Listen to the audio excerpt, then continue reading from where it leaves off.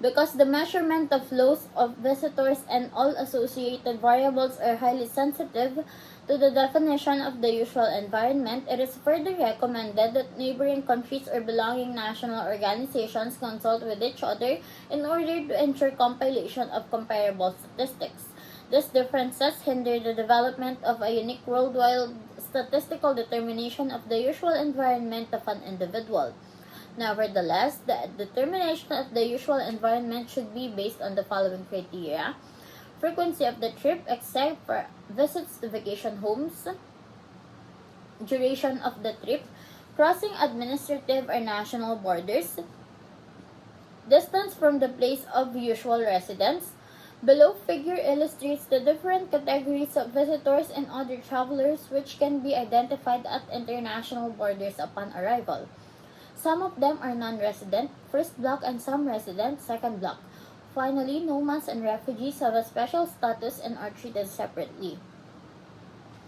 Main aim of tourism statistics is to identify visitors from other subsets of travelers. For this purpose, some categories of non-resident travelers are especially relevant for compilers and for analysis.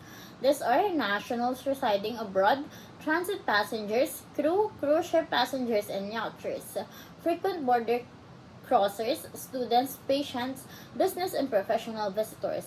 If we look at the above categories one by one, nationals residing abroad, some people are residing in another country for more than a year and in fact they are not citizens for the country they reside. On the other hand, according to our view, in case they have the source of income from their homeland and spend this income in the resided country like retired people, they might be considered as tourists. Transit passengers, according to our view, those who do not stay overnight in the visited country and joining to city tour and do some spending should be considered tourists. Crew, cruise ship passengers, and yachters. Some countries do not consider cruise passengers as tourists due to they do not spend overnight in the hotels, but in fact there is a severe competition among the countries to accept cruise ship because they are in large numbers and spend money for shopping. Frequent border crossers, for countries having a land border and where, for a variety of reasons, people cross the borders for family visits, work opportunities, shopping, etc. As long as these people spend money, they should be considered tourists. Students, those taking short-term courses less than 1 year or long-term courses 1 year or more, as long as the payment is considered from their home country and those students spend money, should be considered tourists. Patients, according to our view, the patient's expenditure is paid from their home country regardless of the period of stay in the country, they should be considered tourists. Countries like the United States earn big amount of money from patient treatment tourism. Business and professional visitors, same thing is considered for this category.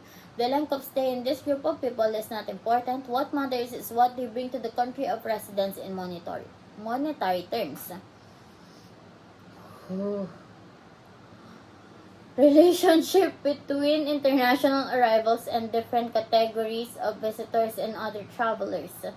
Tourism Satellite Account. The Tourism Satellite Account, or TSA, is a popular method of measuring the direct contribution of tourism consumption to a national economy.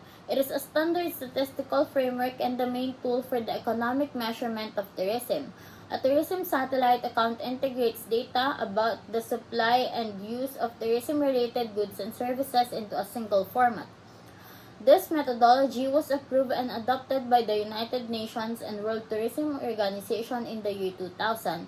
The TSA does allow for the harmonization and reconciliation of tourism statistics from an economic national accounts perspective. This enables the generation of tourism economic data such as tourism direct GDP that is comparable with other economic statistics. Tourism as a demand-side phenomenon refers to the activities of visitors and their role in the acquisition of goods and services. It can also be viewed from the supply side, and tourism will then be understood as a set of productive activities that cater mainly to visitors. A visitor is a traveler taking a trip to a main destination outside his or her usual environment for less than a year and for any main purpose, business, leisure, or other personal purpose other than to be employed by a resident entity in the country or place visited. Every country has a different classification that can be used in the analysis of tourism.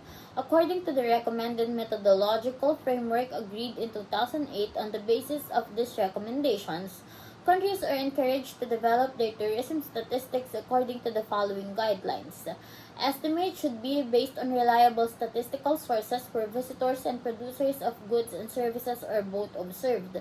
Observation should be statistical in character and produced on an ongoing basis, combining the compilation of benchmark estimations with the use of indicators to enhance the usefulness of the results.